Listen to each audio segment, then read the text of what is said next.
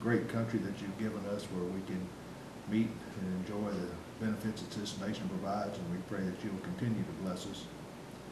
Pray, dear Father, for those who keep us safe in this county, in this city, those that come to our aid when we need it. We pray for those who keep us safe in this country, domestically and on foreign shores, that you would protect them as they protect our freedoms wherever there need to be.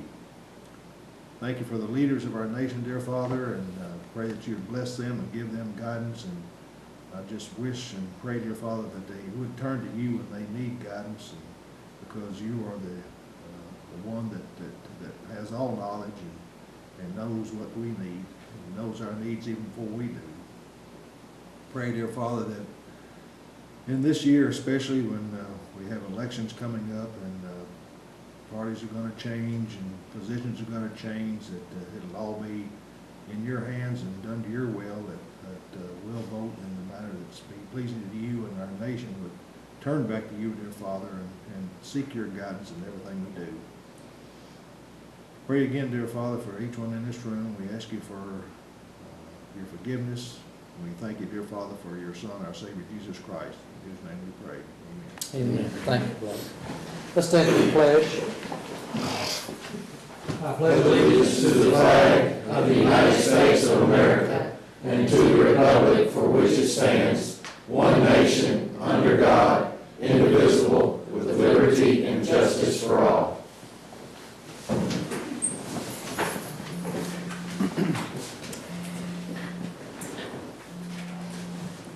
Excuse me, Jim. Okay, it's fine. Okay, we got a surprise guest here this morning, and we're glad to see Chip Phillips, and I told him he's always been so kind when he comes. He brings a check, and so that always makes it more, we're always more happy to see him when he comes.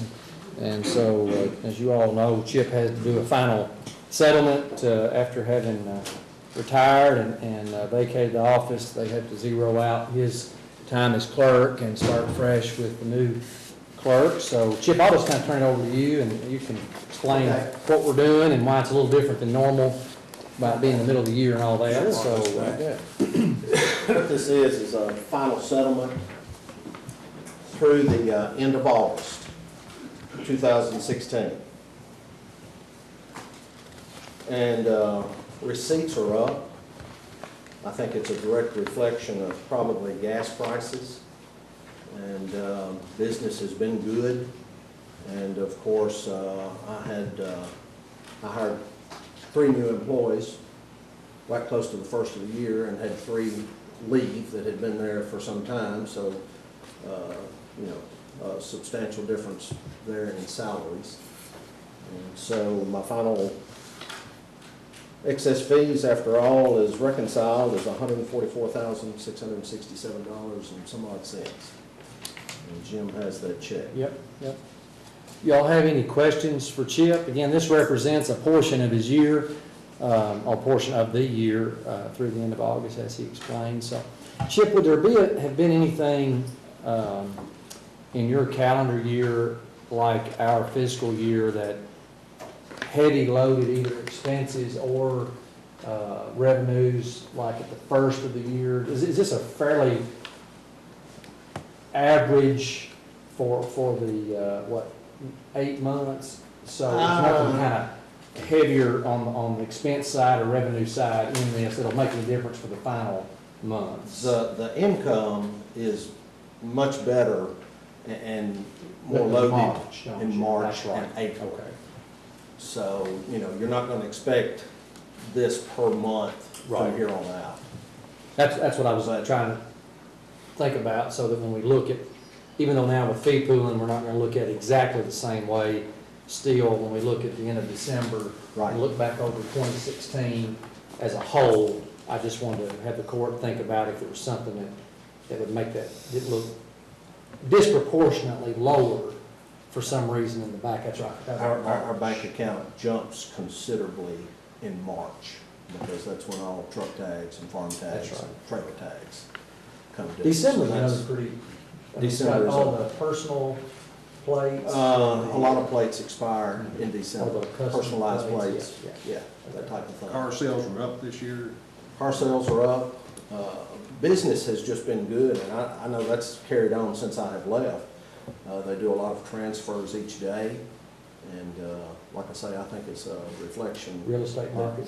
Gas, yeah, real estate market has picked up, Yeah. and I think when you drop gas to half the price it used to be, that's the kind of thing you see, so. Good deal. Any questions for Chip? Do I have a motion to accept? Just, well, I think we might need, I spoke with the office yesterday and saw Martha, she just reminded me that we definitely need a motion to accept the settlement. You know, sometimes she said people would just accept the excess fee check. We need a motion that says that we accept the settlement, so. Final settlement. The final settlement, okay. So might be two motions. We'll accept the final settlement for the clerks, for Chip's term, and then also acknowledge receipt of the excess fees, so. I'll make Your motion is to accept the final settlement for County Clerk Chip Phillips ending August 31, 16. Second by Blake. Any discussion on that motion? Okay, we'll call the roll on that motion, Pam. Larry Randolph. yes. Blake Tarpley. Yes. Marty Chandler. Yes. Bobby Bush. Yes. Jim Henderson. Yes, that motion passes. And then the second motion, I guess, would be just to accept the excess fees of $144,667.28. So much. Motion by Marty, seconded by Bobby. Any further discussion? We'll vote on that motion. Pam? Marty Chandler. Yes. Bobby Bush. Yes. Larry Randolph. Yes.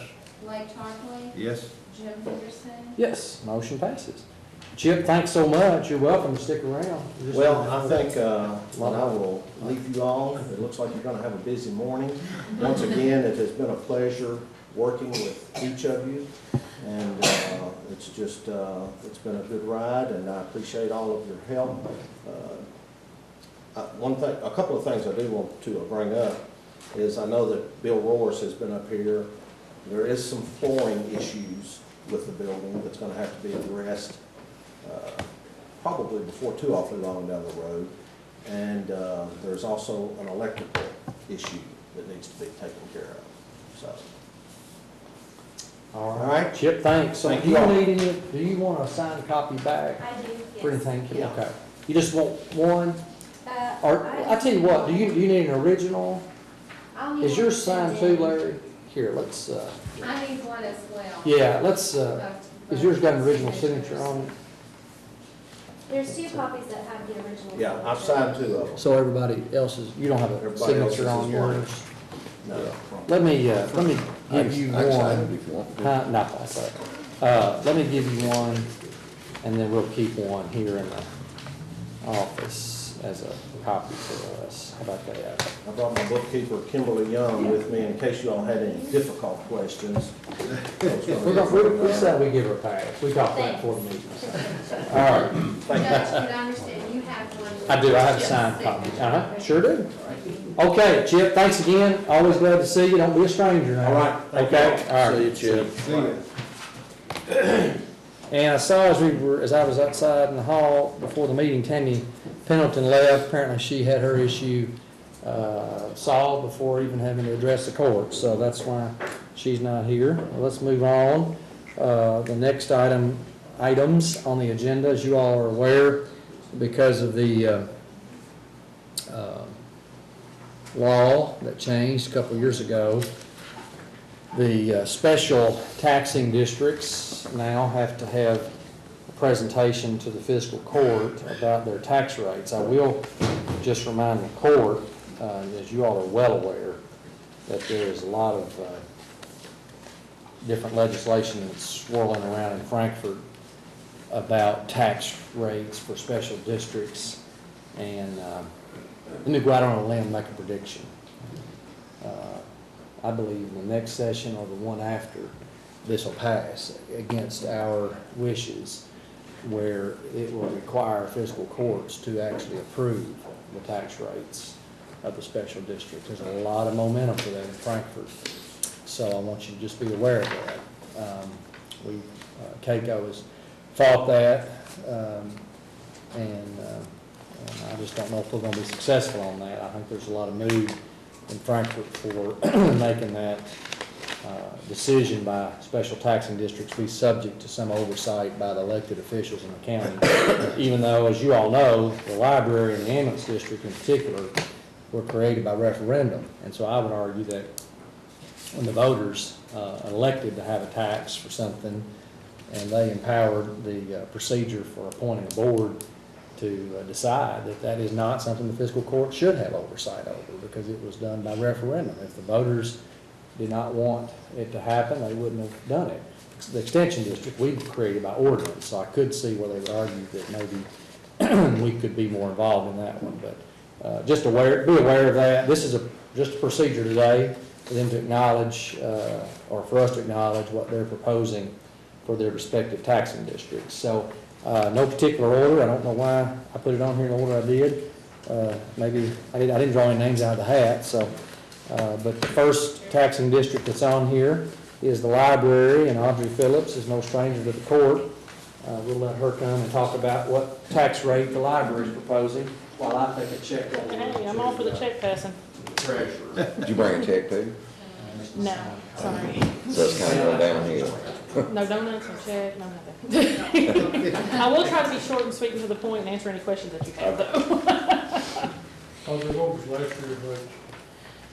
Compensating was 6.0, and the personal property was 8.31.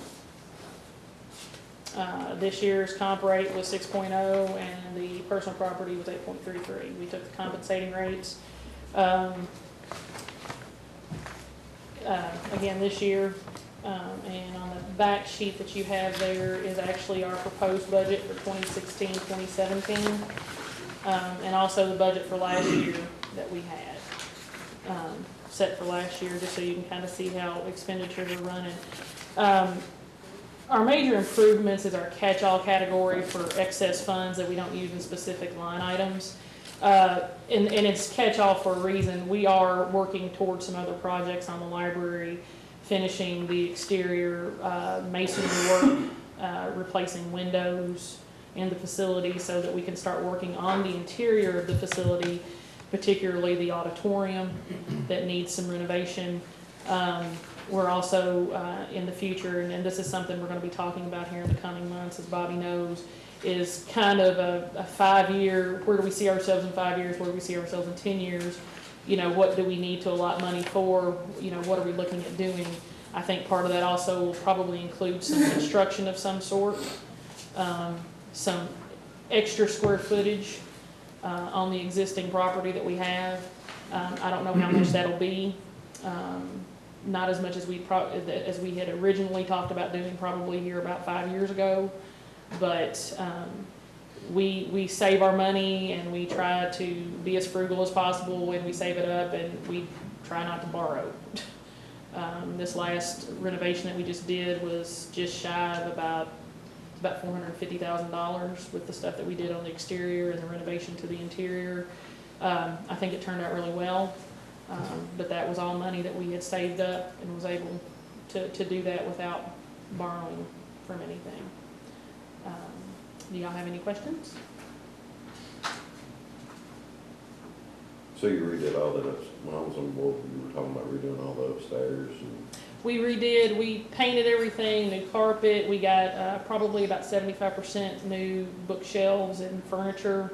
We rearranged everything, we built a new story hour room, we built a new teen room, we moved everything around. Well, there was an issue with... So you might want to wait. I'm sorry. Yes, that was exactly what we fixed. We fixed the weight problem on the 3rd floor. The south wall in the auditorium had a major leak back in the dressing rooms. So we went in, we fixed the coping at the top, we re-tuck pointed the entire south wall, we replaced all the windows back there on the south side. Honestly, the rest of the facility needs the same kind of attention to the detail, particularly windows, especially tuck pointing and spots. Had a really good crew that worked on that. They did a really good job, and I'd love to see the rest of the building look as good as the south side does right now. We don't have any more leaks over there. It has fixed the problem over there, so now we can repair the dressing rooms to make them look like something again, because we couldn't afford to be throwing good money after bad. I might remind the court and the public, maybe even more importantly, that it is extremely unusual for a county library to have the expenses and maintenance associated with such a large auditorium. Yes, sir. And, you know, it really is a cost factor for our library, that if you looked and compared library budgets across the state to one another, if you could even get to something that looked like comparables for a small county or a large county or a staff of our size or whatever, I think you would see an unusual amount of additional expense in our local library's budget that's related to that auditorium. Now, saying that, it's a tremendous asset for our community, that I think we're all glad that we have it. But understand that without that auditorium, and library directors and board chairpersons before Audrey have contemplated whether or not the auditorium would continue to be something that the library bore the expense for maintaining, because it's really not a function of the mission of a library in most people's minds. So again, I'm very thankful for our community to have that kind of asset, but realize that when you look at the operational expenses of the library, how much is associated with maintaining and having that large auditorium. It has nothing to do with checking out a book, you know, periodical, internet access, you know, any of the core mission pieces of a library. So I think the people sometimes forget that. So. I think we're the only library, I'm pretty sure we're the only library in the state that has that big of an auditorium attached to it, unless it's just something they've recently built. That's kind of a trend that's going with libraries, is they're looking more for people space, places that you can do programming and that kind of a thing in. We're already blessed to have that. It's just we're also sharing it with the community at large quite a bit, which is a good thing. I mean, that's what we're here for, and that's what Ms. Goodnight planned back years ago. So I don't, because I'm not on the board anymore, and I'm so busy, I don't have, it appears, just looking at the auditorium is being used a lot more for plays. It is. And things of that nature. we, of course, the Arts Council is always a big Right. user. We've recently had a church that's been meeting in there, but we have a very good understanding with them that they know that the public comes first. Right. And they've been very good about, abiding by that agreement, and it hasn't ever been an issue. So yeah, I mean, it's getting used a lot. But the It really is. plays and everything, that's all self-sustaining, that's not a financial drain on the. What is? The plays, the No, expenses that's it's covered. not. I mean, honestly, the rent that we charge the public whenever they use the facility is not anything near what it costs to upkeep. It's a service to the community, even if you're paying.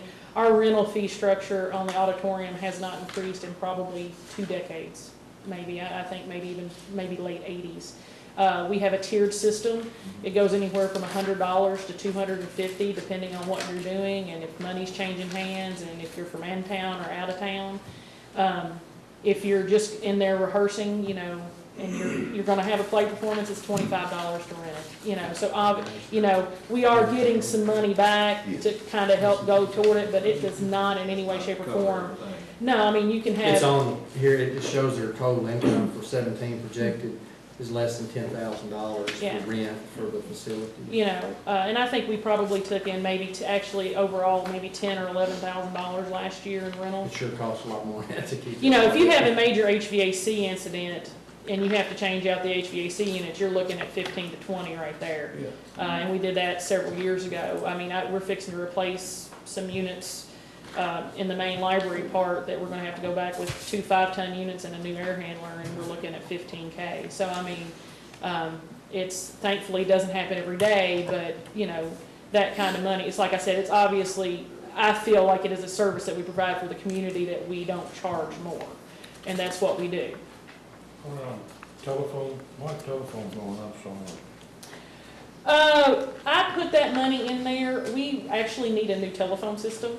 and I put it in the telephone line item. It may not be where it's supposed to be, I just wanted to give the. Equipment. Yes, for equipment. Our current phone system was put in 2002, and it's got some glitches and some clicks, and so we're gonna have to do some work with that. So that's why that has gone up so. Because if we actually change and go to, say, a VoIP with electric plant board, something like that, it's gonna substantially increase how much we pay on a monthly basis for it. Any other questions for Ron? Just a reminder, Mm-hmm. the last year's tax rate was 6.0, Uh-huh, and And the our- real property was 8.31. yes, sir. So it's the only thing, it went up from It- 8.31 yes, to sir. 8.33. Mhm. Okay. Tangible or personal? Yes, for personal, Real is 6 and personal 8.33. 8.33. Mhm. And all we have to have is a motion to accept this. isn't it? Acknowledge receipt. Or just acknowledge receipt of it, yeah. The report, I guess, of the rates. And that will, Pam, maybe refresh my memory on the motion. Okay. Well, if nobody else has any questions, I'll move to accept. Motion by Marty and seconded by Bobby to acknowledge the report of the library tax rates as proposed by the library district of 6.0 on real property and 8.33 on personal property. Okay, we'll vote on that motion, Pam. Marty Chandler, Yes. Bobby Bush. Yes. Larry Renigoff, Yes. Blake Tarpley, Yes. Jim Henderson. Yes. Audrey, I might Yes, sir. mention, and this would be for all the taxing districts, Mm-hmm. this is just me personally. I think it would be good, personally, if we're gonna go through this exercise, that perhaps, a member of the board Okay, come and accompany the directors, because I realize you guys are the people that understand the mechanics of it the best, but Okay. since the boards are the ones actually setting that tax rate, I'm not sure that that's not even the intention of that special Possibly. taxing district rule. I'm glad to hear it from you all, but I'm not sure that it might not be that should somebody Okay. from the board actually attend, but Okay. it's not a big deal, but that's just my personal thoughts. Bobby said it's one member today. Yeah, well, you don't get to vote on it. Nah. But anyway, thank you, we keep Audrey. offering to. We'll thank you so Either much, way. appreciate what you all do. Thank you. Next, again, no particular order, is representing the ambulance taxing district, our EMS director, Dale McCrary. Dale, good morning. Ambulance board met in August, and they had a vote. Last year's compensation rate was 3.9. The state notified us and said they changed it to 3.8. All this was explained to the board, and the board, they decided to keep the same rate as last year, 3.9. I'll read the minutes for you. The board voted on the proposal of Director McCrary to keep the ambulance tax rate as the same as last year, fiscal year. The rate is 3.9% for real property, 3.9 for personal, and 4.0 for optional taxes, which include aircraft, documented watercraft. Hunter Bowman made a motion to keep the current rates as last year. Jennifer Delk made the second motion, while Scott Brown, all aye. Good report, Dave. Read the minutes, and everything. Got it right. Official. You want to touch on anything? You all had a pretty good year in terms of We have. your fees that generate more of the income than maybe other taxing districts. Might explain. We ended up the year right at $170,000 for the positive, which $80,000, that was under budget for our line items. And we had increased revenue, but that was brought on by more runs and such. But we did use, we put the money to good use with all 2 new ambulances. Well, 2 new used ambulances. We found some low mile units up in Indiana, and which had saved us around $210,000. Expensive pieces of equipment, I know. We did have some revenue left over, but in the next 3 years, we have to replace all of our LifePak 12 monitors. The shelf lives, they actually ended in 3 more years. We won't have the service contracts, and we have to have those certified. That's probably going to cost us around $70,000-$80,000, but that's in the next 2 to 3 years. I will say, again, this is more for the public than you guys, but also as a refresher, that we're fortunate in that the voters here decided some years ago to fund the local ambulance service with a tax. I know I talked to my counterparts in other counties that have a county ambulance service that they're having to fund out of their general fund. And I will tell you, if you've watched the unfortunate news of budget news in Barron County of late, a lot of what's driving their budget problems in Barron County is a very, very costly ambulance operation. Not that the ambulance service is doing anything wrong, I just mean having to bear that cost in the county budget has been a real challenge for Barron County for some time. And I think they've talked before, and you may know people up there, Dale, about trying to get interest and support for a special tax up there, and the political will and I guess stomach for doing that just hadn't been there, but it's a big cost. Butler County went through this, I think. They're struggling. Yeah, I mean, so counties that are having to figure out how to fund their local ambulance service without a special tax are really struggling. So again, I'm thankful. I think when the local community passed the ambulance tax back in maybe the early 80s, it passed by 8 or 10. 16 votes. It was a small margin of votes. I mean, nobody likes to vote for a tax, and that's how close it was. And can you imagine not having an ambulance service or not being able to find the funding for an ambulance service? So anyway, appreciate what you guys do. Anything else for Dale? You all have any questions for him? We're up to right at 4,000 runs per year now. Wow. Keeps everybody busy. 4,000 a year. That's over 10 a day average, I guess. I mean, wow. That's up a lot. Unbelievable. No, I was on it. I'm on the board, and I say, whenever Dale's here and when he's not here, like, he's doing an excellent job. Larry and I went through a long interview process with a lot of candidates when the former director decided to retire. And we're fortunate to have Dale as the director of ambulance service, because he does an excellent job. How many years now for you? Is this your second? Six. No, I mean as director. Yeah, second, Your second. 16th overall. Yeah, very good. Yeah, I should have mentioned that Dale's the newbie in terms of his role as a director of a taxing district. Okay, so we need a motion, right? We didn't do that yet, or did we? Okay, motion to acknowledge the board report for the tax district, the ambulance taxing district, 3.9 for real property and 3.99 for the personal property. Is that right? Okay. All right, motion's been made by Larry and seconded by Blake. Any further discussion? Okay, we'll call the roll. Larry Randolph. Yes. Blake Tarpley. Yes. Marty Chandler. Yes.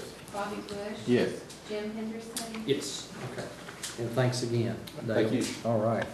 And last but not least, just as somebody had to go last, Jason, is Jason Phillips. Jason is one of the agents attached to the Extension District, and I think you all get rotating roles of responsibility with budget, don't you? We do. So you've got it this year? I've got it this All year. right. And I do have my counterparts here with me, Catherine Webster and Christy Ramey.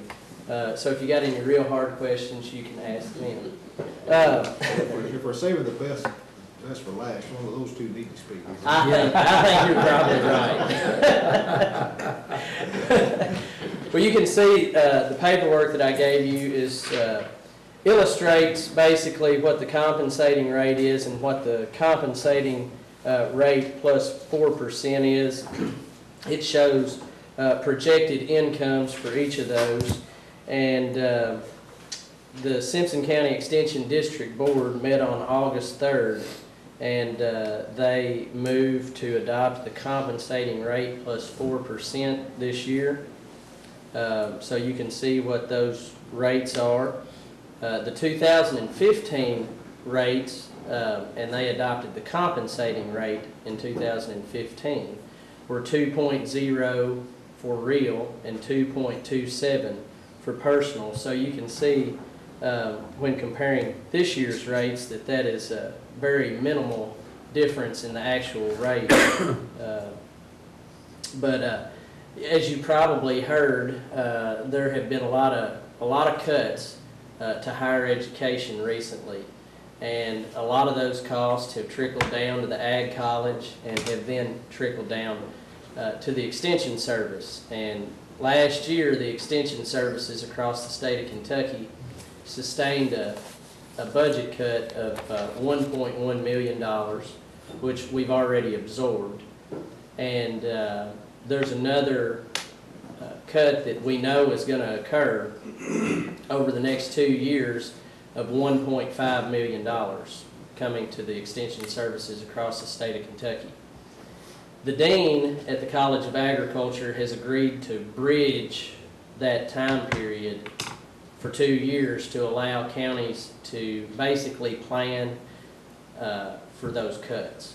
And for that very reason, this is probably, they won't do it this simply, but if you divide 1.5 million by 120 counties, that comes out to $12,500. So we're expecting an approximate cut of $12,500. So if you look at the sheet that I handed out, you'll see that compensating rate plus 4% is projected to bring in about $10,000 more than compensating rate would have. And for that reason, the board elected to try to offset the imminent cuts by going with compensating rate plus 4%. And I would add that since the district board has been in place since 2008, they've never taken anything above compensating rate. So at this point in time, I'll be glad to entertain any questions that you might have. Now, you said 2015 rate was 2.27?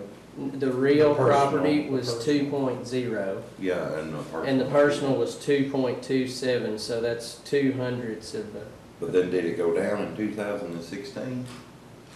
What the compensating rate would have. The compensating rate would Okay. have. And see, as you all remember from our tax rate discussion, we're finally beginning to see, and this affects everybody equally, countywide, it even proportionately helped the city more when you saw their tax rate being set this year, is that our overall growth in values has finally returned to a pre-08 type trend where our growth in our community is sufficient from year to year to actually allow us to receive more revenue from growth without having to raise the rates. And so that's why we all saw a compensating rate calculation this time, which compensating rate, in theory, it's not exactly true, but in theory, is supposed to generate the same amount of revenue as you received last year. So if we had all taken the compensating rate, that rate would have been a rate lower than the current rate because, again, overall growth rose. The city, as you all saw, got to do what we all want to do, and that is they got to get 4% more revenue and lower their rate because there was disproportionate growth in the city.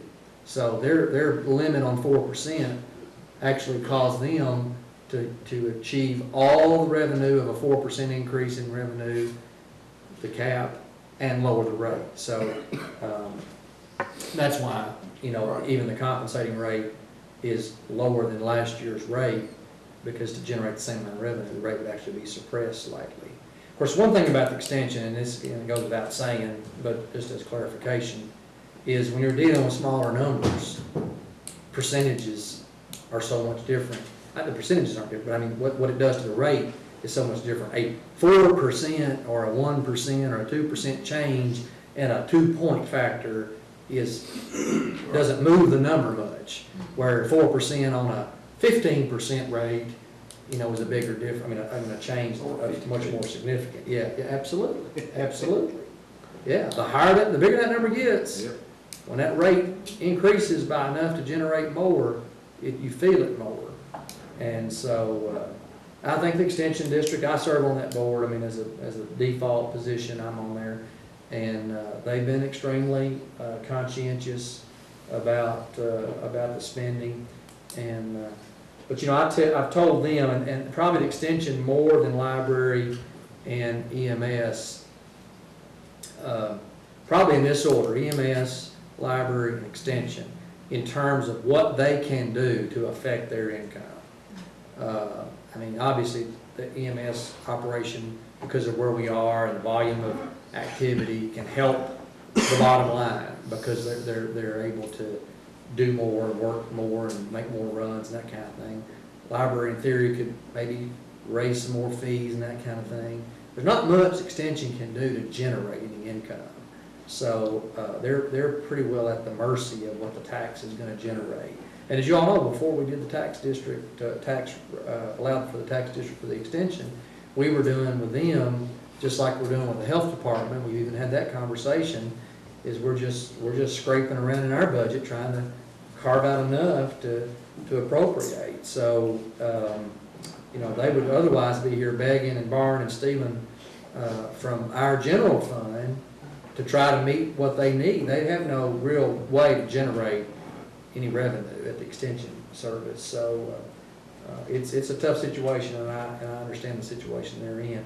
It's a challenge for every county, not just ours, with extension right now. And So they're providing a really good service too with the farmers market. I think people are really enjoying that. Thank you.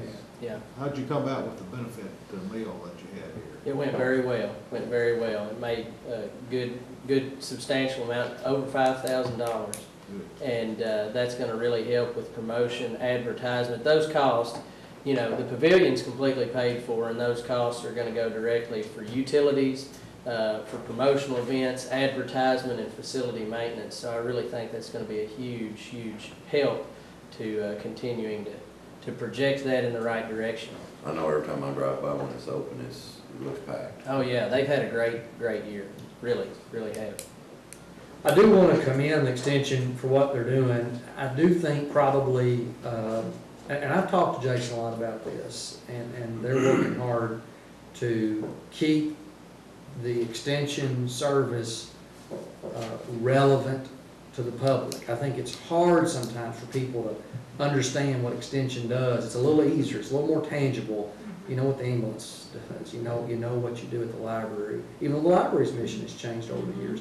Extension is for a lot of people something that's hard to understand all that extension does, because it's pretty specific to core groups in the community. But I was talking to my dad just yesterday about his tobacco and about something, and he mentioned Jason helping with that on explaining some of the issues that are going on. So again, I think people don't understand some of those different roles that they provide, and the farmers market's a good way, I think, to help promote the role that extension plays in the community. That's real visible and tangible, that people can associate a service with extension that aren't traditional extension service users. Maybe they don't have kids in 4-H, they don't get involved in some of the programs that Christy works with, or they don't particularly farm or have access to the need of what Jason provides. So I think that's a good way to help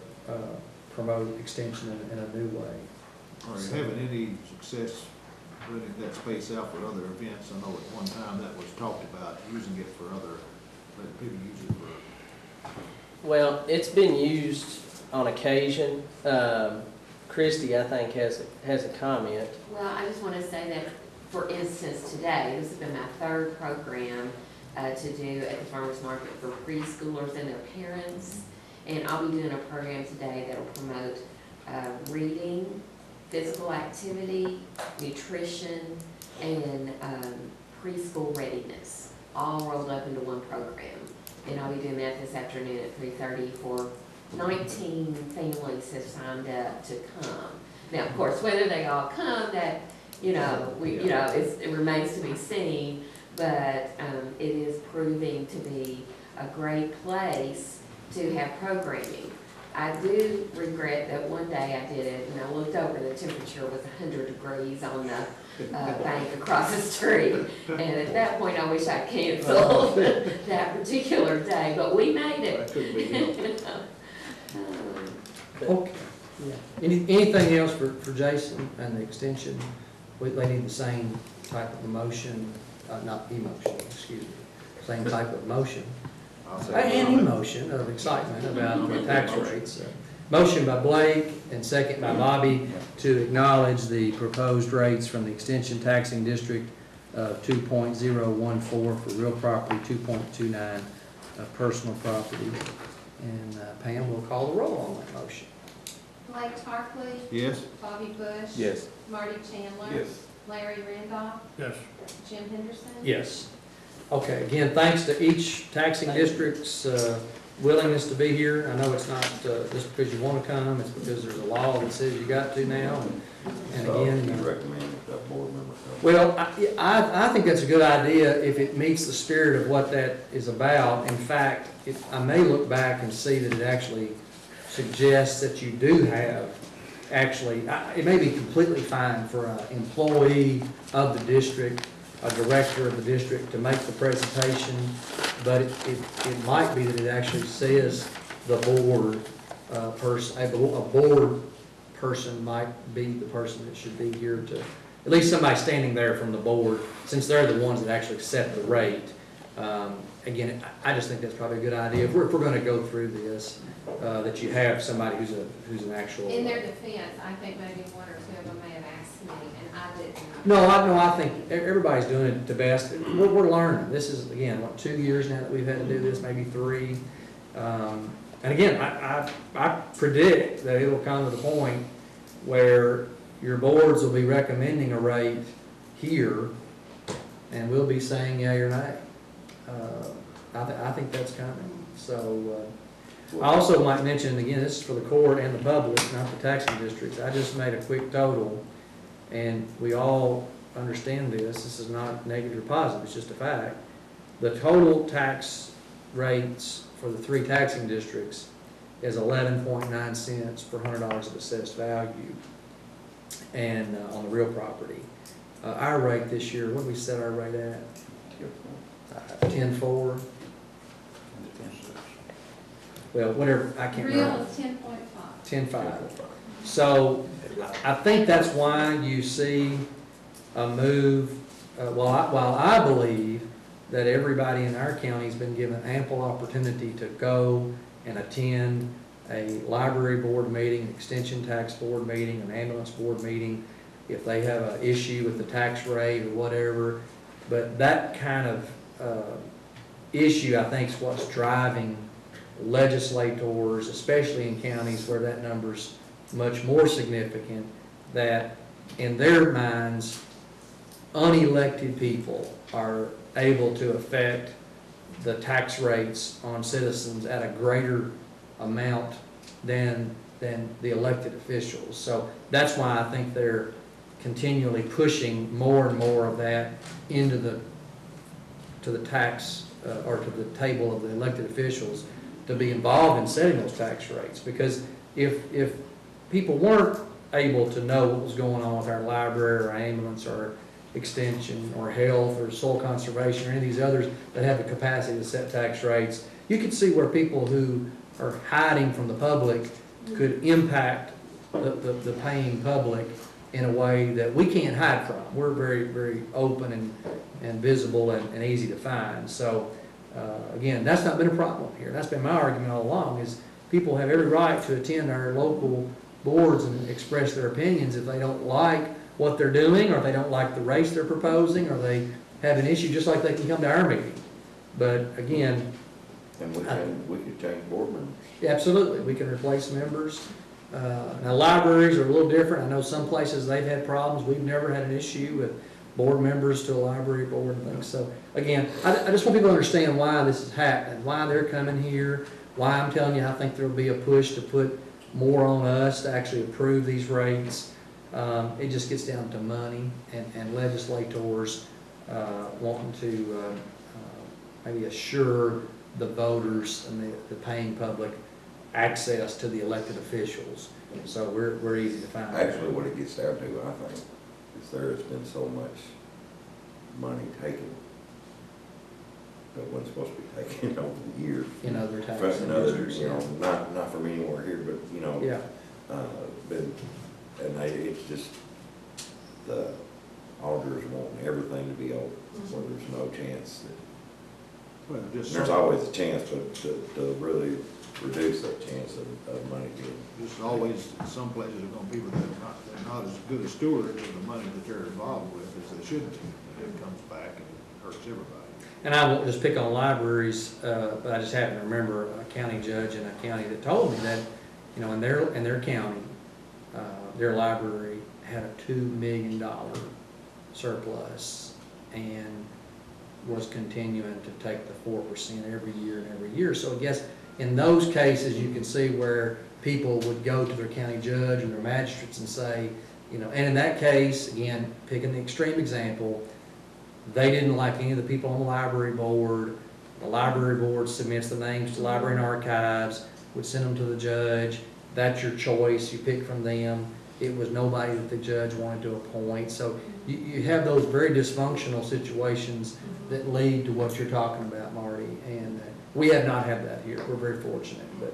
But it's always 2% of the people that make up the need for 98% of the laws. And so I don't think this is any exception. I'm on that board with the library and extension, and I can tell you, it looks like the ambulance is in the same situation. They just don't go out and just throw their money anywhere. They are very conscious about where their money comes from and spend it like a person should. They're not just throwing it out just because it's tax dollars. And in some cases, it's not just taxing districts that counties are having problems with. In some cases, you've got other districts that can do things that aren't taxes in the traditional sense, but they are fees that can be assessed. For example, the water district. In fact, and John Dixon, I've not talked about this, nor any of the local board members, but the spirit of that SPGE law was also that if a water district, for example, wanted to raise the rates on the customers, that they had to come to the local fiscal court and explain that change in the rate. Because again, in some cases, you've got water boards, water districts in counties that could easily have the same situation with hoarding a lot of money, you know, paying their board members, you know, excessive stipends for serving on their board, and not building out infrastructure and then raising rates to keep bringing in more money with no recourse for the public. So again, it's not even just taxes, it's any special district that can raise a fee. Sewer and sanitation districts, that's one of the big things up in northern Kentucky. They had a sanitation district that they were just same kind of thing, just continue raising rates. The board members were unaccountable. They were hoarding money back. They were paying their directors some unbelievable, huge salary, and all their board members were getting these big stipends, and the public was having to pay the sewer rates, and there was no recourse. So again, that drives some of this things. And you've got the electric plant board in Glasgow that's had a Same kind of thing, absolutely, exactly the same kind of thing. So, okay. All right, well, that's all the politics lesson, the civics lesson on why we're doing this. Let's move on. Y'all stay if you want. We like to have you here. Come back anytime, not just when you're talking about taxes, okay? We'll be with y'all after our chip. Come back if you bring a check. How about that? I know you didn't make a motion to it. We voted on it. We did vote on it. I don't know. Pam, Good talk. Pam, did we vote on that motion? We voted, yes. On Yes. the extension? Okay, yeah. There we go. I thought we did. I don't remember. I think I made the motion. All right, y'all I want can't to remember. keep going? Everybody ready to go? It was Tarpley and Bush. Yeah. We've had an hour of I moved to approve. motion by Marty to, let's let Pam get kind of, Okay.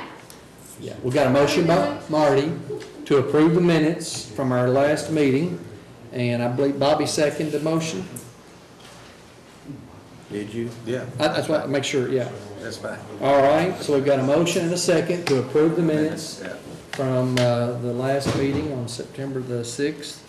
Marty Chandler, Yes. Bobby Bush. Yes. Larry Randolph, Abstain. Jim Henderson. Yes. And the minutes are approved. Larry, You didn't call me. Oh, I'm sorry, about Tarpley. Yes. Sorry, You Larry. were supposed to, you were supposed to call your I'm name. supposed to call my own name, wasn't I? that's right, we did that, didn't That's right, you did. we? So, trying to make it turn. All right, I'll just hold it up this way then. You're gonna work it. All right, we're getting there. So, the bond for, as you all know, or maybe didn't know, but maybe heard, that Kevin Gilbert has been appointed by Gary Crafton to be a deputy coroner with him. And so you've got the bond in there for Kevin, and we have to approve the bonds for each elected official and appointed officials that are required. The coroners are required to have a bond, and so you see that bond there. I need a motion to approve his bond. Motion by Bobby. Second. Second by Blake to approve the bond for Kevin Gilbert as deputy coroner. Pam, we'll vote on that motion, please.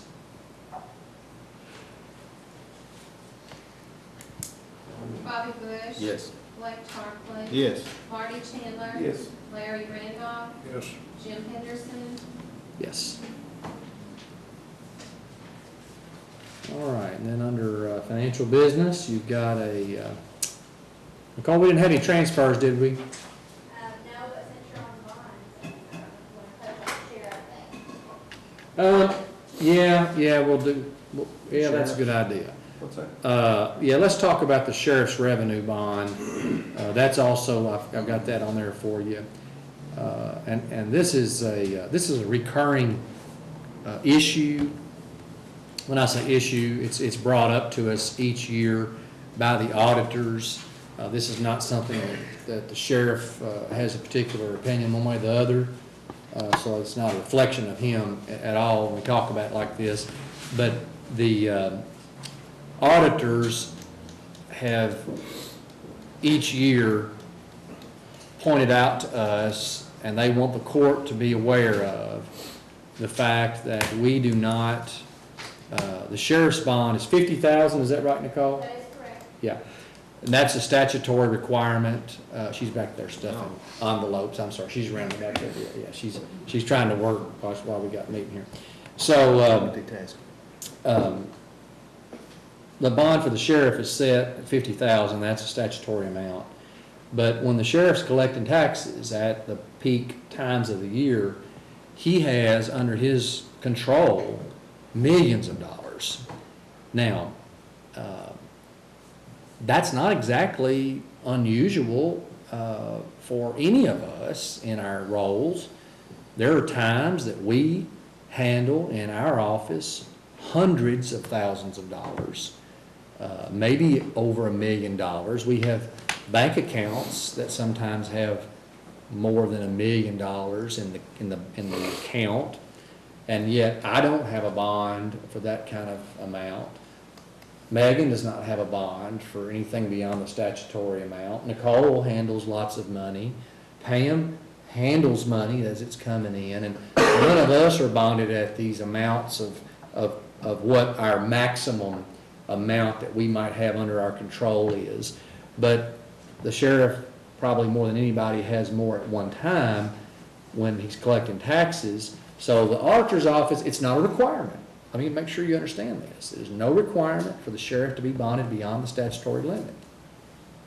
But at times, he has in his tax account maybe $5-6 million there in what, October? Could be up to 8 million. Closer to even 8. So what we did, I had Nicole price with our bond folks there at CAECO that issue the bonds for us, different scenarios of what it would cost to buy a bond only for 3 months when he's at his peak. And you can see the pricing for those different, and I just picked some numbers. I just picked 3 million, 4 million, and 5 million, and had Nicole price them. And so if we were to get a $3 million bond for the sheriff for 3 months, it would cost us $2,481.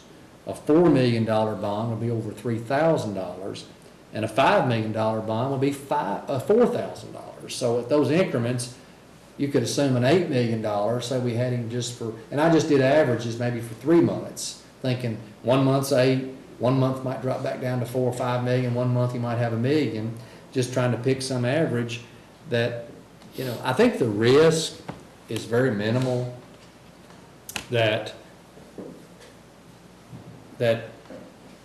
first of all, if the sheriff could get a bank to allow him to write a check or cash a check or make a withdrawal of anything like millions of dollars before somebody didn't say, this doesn't seem right, this is unusual, whatever.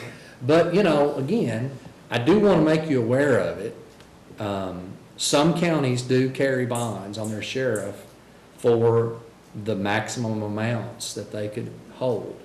I remember a time when we did that with a former sheriff long ago, I think maybe my first term. And even then, now we're talking, you know, 16, 15, 16, 17 years ago, it was for that rider for just a short time was about $7,000.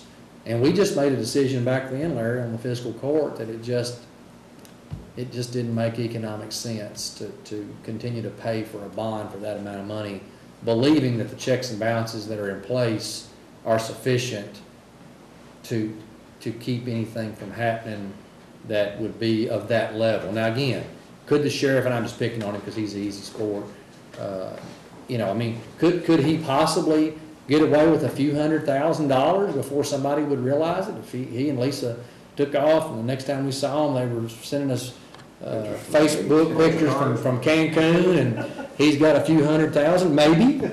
I mean, that might could happen.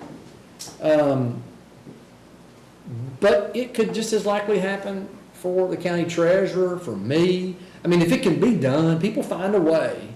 I think we all know people find a way to cheat and steal at times. So anybody could maybe get away with something, but millions, it would be hard to believe that could happen. So again, I'm just making you aware of it. It's not, I'm not recommending anything. The auditors want the fiscal court to be aware of it and for you all to be able to say, we're comfortable without having, you know, $1 million worth of bonds that cost us thousands of dollars each year. So I was hoping for discussion. Well, I was just gonna say, basically, the bonds are just to cover in case somebody does do something wrong. And I talked to a sheriff, when I was at one of the Cave City trainings, that said he had an employee that actually, over about a 6-month period, stole about $25,000. And because of the bond, he didn't have to pay it, but if he wasn't bonded, he would have had to pay that, he was personally liable for it. And that's the difference between the sheriff's office and your office up here. He's personally liable for that money, where I don't think Pam or Nicole or Megan would be personally liable for any of the money. You know, some of it came up missing up here, but if it comes up missing at the sheriff's office, he's personally liable for it. I wouldn't have a problem with increasing it from the $50,000 to a higher amount, but I really don't think $3, $4, or $5 million. I believe that there's enough checks and balances in place that before it reached that amount, anywhere close to one of those amounts, there would be a lot of red flags on it, especially with fee pooling and the things that are going on. So I can see maybe increasing it to $500,000 or something, from 50,000 to $500,000, but I would, as tight as everything is being watched, I would think before any amount, well before the $500,000 ever got reached, that there would be enough red flags on it, because you don't take much cash in down there. It's mostly checks, isn't it? Or do you have? Be surprised. But big denominations. But yes, I'll give you an example. Probably one of the bigger days in October, we may hit over $1 million, maybe 1.2 million. Out of that, there may be 200,000 in cash. Right. Well, see, that's what I'm saying. But there still are a lot of, it really surprised me. I figured everybody would pay with check. Right. But there's still people that want to come in and they just want to pay it with cash. That's where I would see it would be easy for somebody to take. I mean, I agree with you, Artie, to to cut it short. If That big, but now increasing it a little bit, $250,000, $500,000, if y'all feel comfortable. I feel comfortable with y'all doing that. It's for your protection, and it is for my protection a little bit now. I'm one of the ones, but I've also got 3 clerks that are accepting money, and if something happened there, you're exactly right, they're gonna look to me Now, we do have a policy, and they would have to look at it, that does involve theft too, that kicks in. Our actual insurance policy can Right. kick in if you can show it's a theft too. But, I have no heartburn with it being increased. I have no heartburn with it being 8 million, but I wouldn't encourage y'all to spend the money for 8 million. $250,000 would probably more than take care of us, to be true. Nicole, what is the different bond limits that are now on, like me, Megan? Well, just like You- regular public officials, it's like 10,000, like, Heather's that we just approved was 10,000. Megan's is 300,000, I think mine's like 50,000, but Megan is the biggest one. Do you remember what that Well, and premium? Chip's is 100,000 now. Yeah, for the clerk's Yeah, office. the clerk, yeah. But if we increased it, and that's a good point, because I'm not sure on this, but she would know.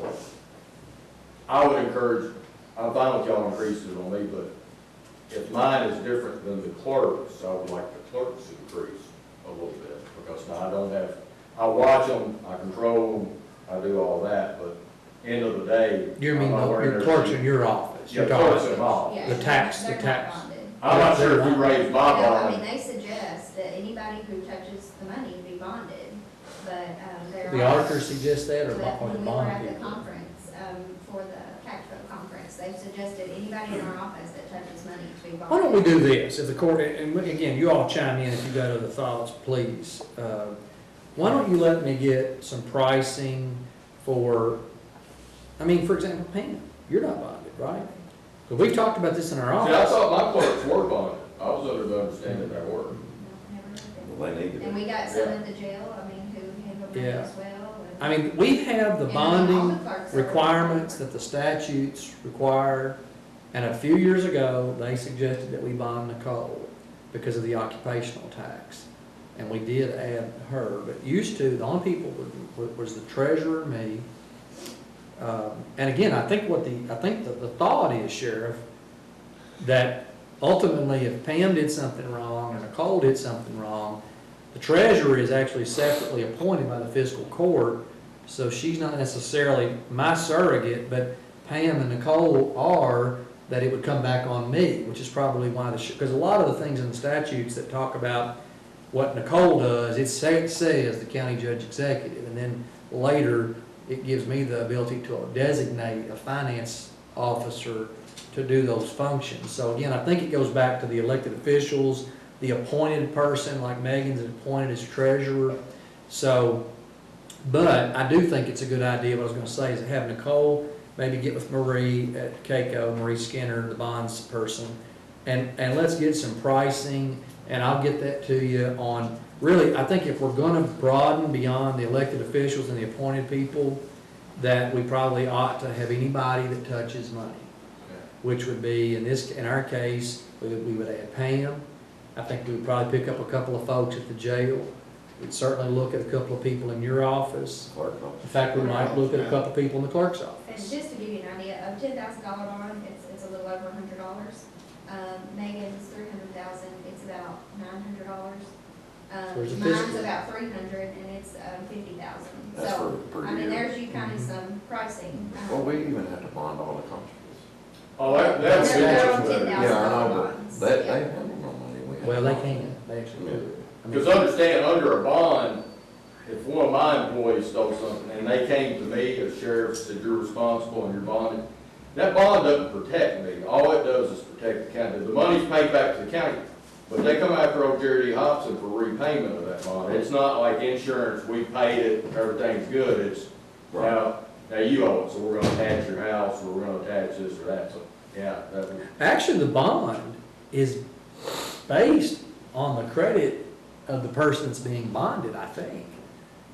It used to be, because I can tell you this, and I'll be careful not to say too much. We had an elected official one time that we had a hard time getting a bond for because their credit worthiness was so poor. And they had to go to a different bonding company. It was hard to find a bonding company that would even issue a bond on it. Because it's based on that individual's ability. Like Sheriff said, if the bond pays us, then they go after that person. It's just like getting a letter of credit down at the bank, or, you know, it's based on their ability to go after somebody to recover it. So, You I remember, think you my remember that? confusion though, Judge, and this would be something to look at when you look at the issue, is our insurance policy. Yeah. There is everybody is covered for There's theft to some emissions degree. and- It's not a whole lot, but there is Which has been kind of an argument I've played back to the auditors, is if we've got coverage in our insurance for theft, why would we have to have these bonds? And there's never a straight answer. I'm surprised stuff like this hasn't come out in the audit saying you have to Well, invest. It's not, it's, No, it it is, because it doesn't require it. The statute does not require it. I just think that we live in a day and time that this has to be on our forefront. I know. Well, and I hate to think about the taxpayers, honestly, I do, spending $5,000 a year in bonds for people. I mean, that's just money that we'd spend on, you know, a weapon, an ammunition, or a vest, or a part of a car, or an air pack, or a blacktop, or something. I mean, I hate to spend the money on it, to tell you the truth, but it is a natural reaction to the world we live in that we have to have it. Why we do what you said, you come back to. Let me get some pricing Kind from of a Nicole. schedule based on exposure limits on the different. Nicole, Pam, would you just have it be acknowledged in the minutes that we discussed the sheriff's bond and what we're talking about doing? Because that's what the auditors are looking for. Honestly, they're looking for the fact that you all have had some, you've talked about it, and you've looked at these options. I think they're satisfied from an audit standpoint that the court at least has acknowledged that there's some risk or there's some issue and that we're trying to address it. That's all they really want in the audit, from the audit standpoint at this point, is for us to be examining the options. But we're obviously going to take some action, but we need some more information. Right. So, but I'd like to have it in the minutes that we've talked about it, so. Thank you. Okay, let's, you can go back a step now. Well, you just stick around for the claims, you might have a question or two. We don't have any transfers, No transfers, is that right? so I move to approve the claims. Motion by Marty to approve the claims as listed, seconded by Larry. Are there any questions on the claims? Do you want to go over any of those? I looked through them, I didn't see nothing that really stood out. All right. Pam will call the roll, please. Marty Chandler, Yes. Larry Randolph, Yes. Bobby Bush. Yes. Blake Tarpley. Yes. Jim Henderson. Yes. And you saw on the list of your financial business that we have a CD that is available for renewal at the Franklin Bank. It's a $200,000 CD. But it hasn't said the interest rate, did they? Well, they typically don't determine those until, and I guess they did right at the time, if the rates move, but I don't think the rates have changed. We just did one at, was it South Central we just did? It was longer term, it was a 10-month. Okay. Mhm. All right. Yeah, and we didn't really want to, didn't want to type too much Right.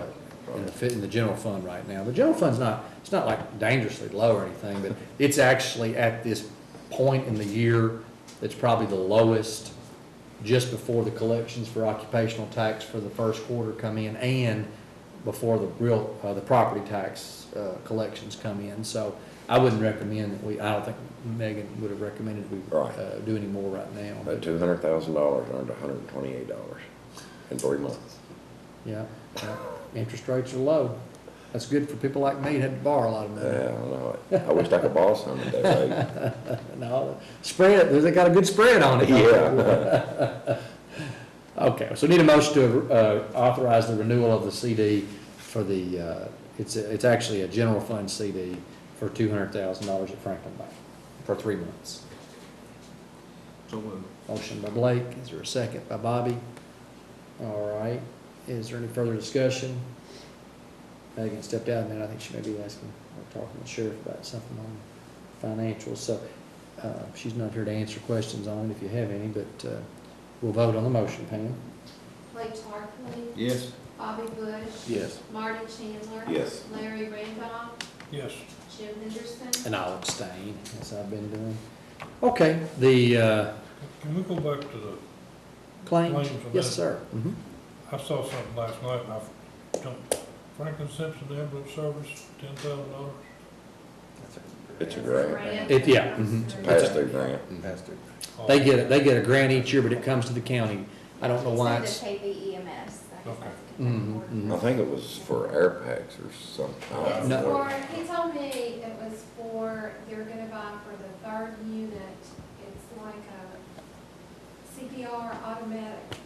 Oh, yeah. It was pretty fascinating, they have two, and it's a machine that they can put on. It's what it is, they strap it on a It person keeps on and while place it they're here and hook an air moving hose to it, and it sits there and pumps their chest It does because, compression, so the person doesn't have to wear themselves out. yeah. Wow. It's a great device, I've Yeah. seen, I mean, it's. But I did not know, he told me that, I said, what if it breaks the rib? You know, I had that question, and he said, well, if you're doing CPR and you don't break somebody's rib, you're not doing it right. And I thought, I did not know that. That was, That's accurate. I've heard him say that. that's what he said the rule was, if you don't break somebody's rib on You're not doing it CPR, right. and I'm like, golly, I hope I don't have it. I've had broke ribs that hurt. But I guess dying would be I was gonna worse. say, if it's broke ribs or death, Yeah. which one you want? I don't know, you had 5 of them, you know. Oh, no, I don't know. Okay, anything else on the claim? Good question though, Larry, because it's odd. That's an unusual thing to see us paying out to the ambulance service, so I think that's good to get clarification on that. Under reports, I don't think I have anything other than what might be obvious over the last couple of weeks of things that you all will know about. I will mention that I hate it for the Chamber of Commerce and all the work that they put into the car show, the festival in the square. It's a terrible washout. It's one of those things, you do everything right and you can't control the weather, that's for sure. They did have a really successful cruise in the night before, and I want to just commend Steve and all of his team for the effort they put into that. Of course, it's not just, just everybody works together on that. Our CERT team, Bob, and our road department all put in a lot of time on those days. And so law enforcement, everybody's a part of that. So, but that's a big event for Franklin to have not been able to have its full, potential recognized. But again, can't control that. I did stick a couple of things in your packet, just some news articles, very, very interesting. That you'd see 2 articles Speaking of bonds. in 2 audit reports that both come out that close together with the same problem. And It was franchise taxes, yes, wasn't Boyle County, and then the next day Owsley County. And of course, Owsley County's had a lot of problems. If you know where Owsley County is, you might not be surprised. But they've had a lot of issues. But still, it's one of those things that sometimes just goes missed. And I actually took that article. Boyle County's down. Mm-hmm. And actually, the Boyle County clerk is the president of the County Clerks Association this year. So I'm sure for her and her county, it's even more I guess an embarrassment, if you want to use that word, to have missed $500,000 in tax bills that weren't sent out in 2015. But the same thing happened in Owsley County.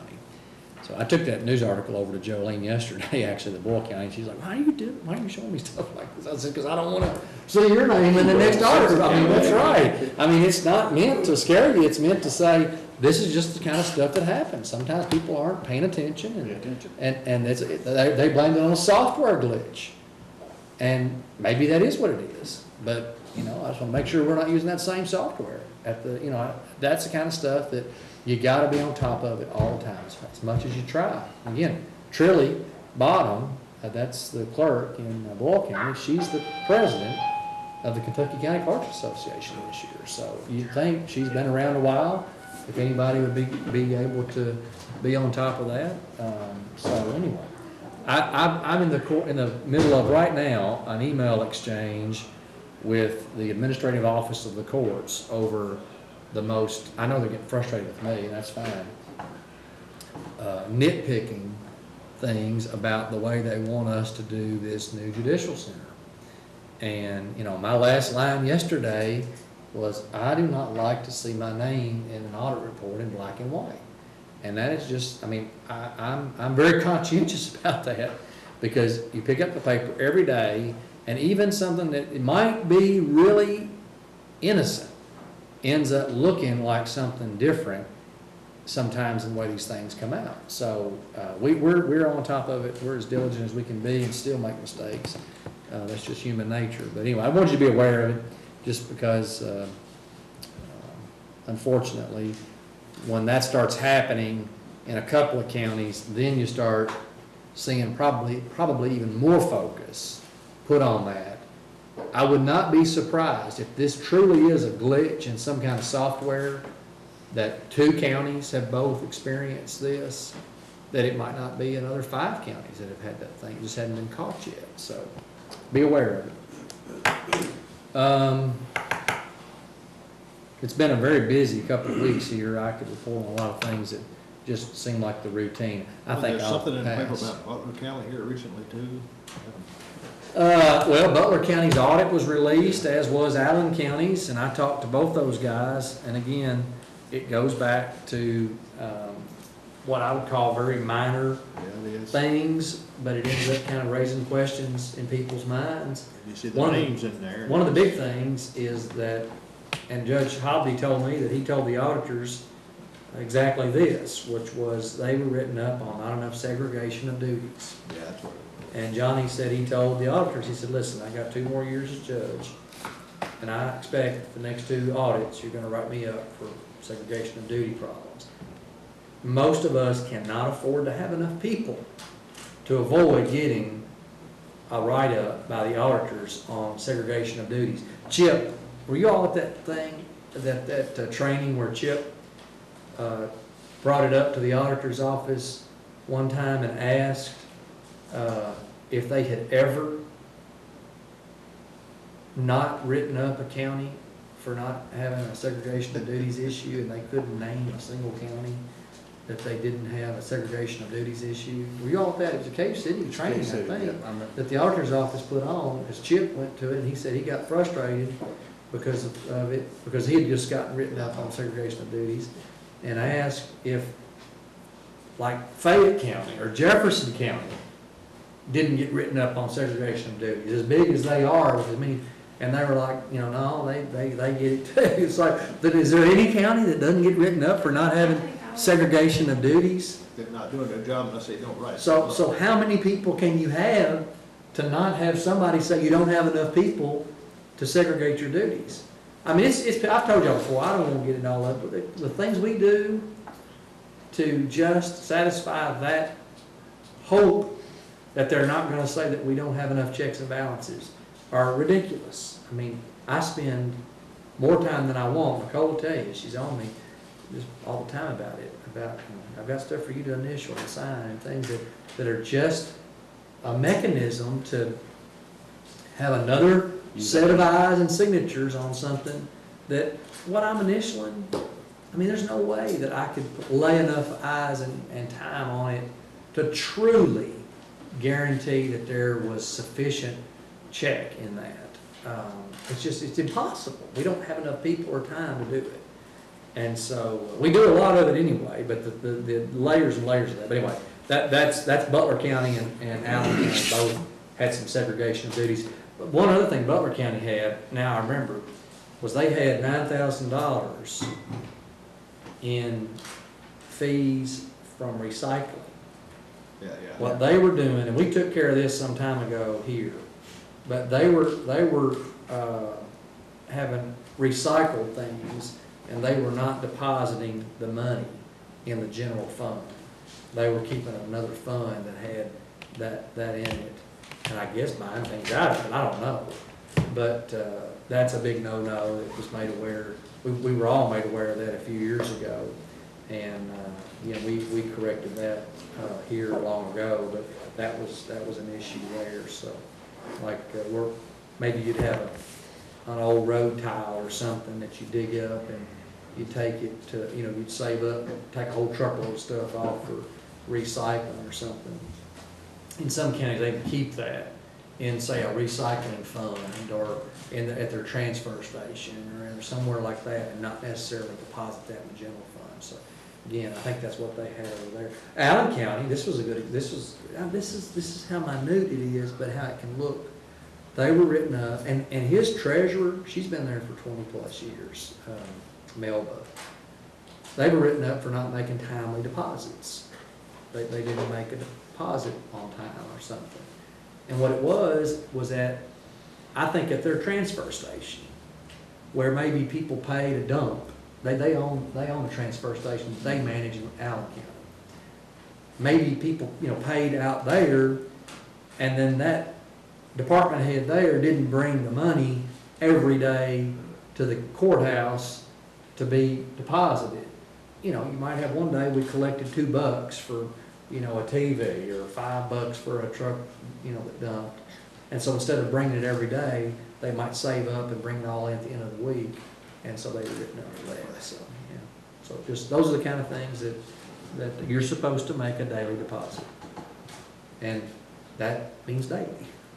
If it's a $2 check in there from a franchise on a phone, and that's the only thing you got that day, you would go down to the bank and deposit $2 in the account, so. Anyway. I'm done. I've talked enough. Don't say it again. What, y'all have any reports? Well, they are working on Hardison Road. Are they paving? That's what they're They're doing. putting in doing some culvert work right now. They're getting ready for us. Getting ready for us, I think. So A good deal. Marty will have some, roads out there pretty soon, too. Yeah, he's getting rid of some. He's getting rid of some, that's what I mean. Some county roads. He's getting rid of some, you're getting one. You're getting two. I'm getting two. How fortunate. It's a gift that keeps on giving. There you go. Larry, you got anything? Marty? Sam? Oh, we do need to go into closed session. I do want to talk to you a little bit about a matter where we might want to get some guidance from Sam on whether we have a legal item to address. Sheriff, do you have anything else? No, sir. I would like to mention one thing real quick. Over the last couple of months, we've been doing the update to the mitigation plan. We got one more session scheduled on October 7th at 2 o'clock up here. And the conversation that day will be talking about possible mitigation projects, the way that the disaster declaration process works and all that. And this plan, the FEMA's pretty much stated if we don't have possible mitigation projects listed in our plan, then when mitigation funding comes up and we see something we want to do, if it's not in the plan, we won't even be recognized to try to do it. So tornado safe rooms or outdoor warning sirens or flood mitigation, any kind of mitigation project that we could fathom ever doing, total communication system replacement, that's been a conversation lately. Anything that no matter how out there it might be, we need to try to make sure we get it at least written in the plan. So I just want to mention that project is, or that process is winding down. It's a 5-year plan, and historically we've every 5 years brought the plan out and looked at it and renewed it. We're making a concerted effort to try to make it a fluid plan, not a flood plan, but so that in 5 years we'll just give them what we got because it's being updated consistently. Anyway. So I just wanted to throw that out there. Thank you. If any of y'all are interested in participating in that process, I know Bob would be glad to have more involvement. It's hard to always get people involved in those things. Bobby, did you have anything else? Might make you aware that CSX is going to start working on crossings. Cedar Bluff, Sound Blackjack, Broadway, and a couple in town. We're going to start sometime 1st October. So those roads will be closed for probably just a day at a time. But I'll talk to their safety people. They're setting up detours and signage and that. But Will they work on Cedar Street? huh? Cedar Street? Cedar Bluff. Well, they are going to do some in town. I'm not The mayor sure told me they're going all Washington through and- Franklin. Cedar Street's the one that needs it the most frequently across There the were country. several in town because they If were you- just setting up. If you get that list or find out more, you need to get it to Keith where they can put it in. Well, I asked I'm her sure they'll to put let it in us paper, know but we at need to least make sure. because she asked about, the shutting down, that they were supposed to just be one at a time. But they supposed to let us know, and I said we would at least put on the radio or maybe I can let get people those. do a call out, so. Well, I mean, even if I did that one day, if you knew what, if you knew that it was gonna be closed that one day. Good deal. The mayor told me that all crossings in Franklin are gonna be fixed during this, is what he told me. All of them, they're gonna be worked on inside of Franklin. All right. Answer all your questions, Keith? All right. Well, we need to go into closed session. The only purpose that I had was to go into closed session pursuant to the exceptions to the open meetings law, KRS 61.810, subsection 1, section 1, subsection C, discussion of proposed or pending litigation against or on behalf of public agency, legal questions. Motion by Marty's or second by Larry. All in favor say aye. Aye. We're in closed session.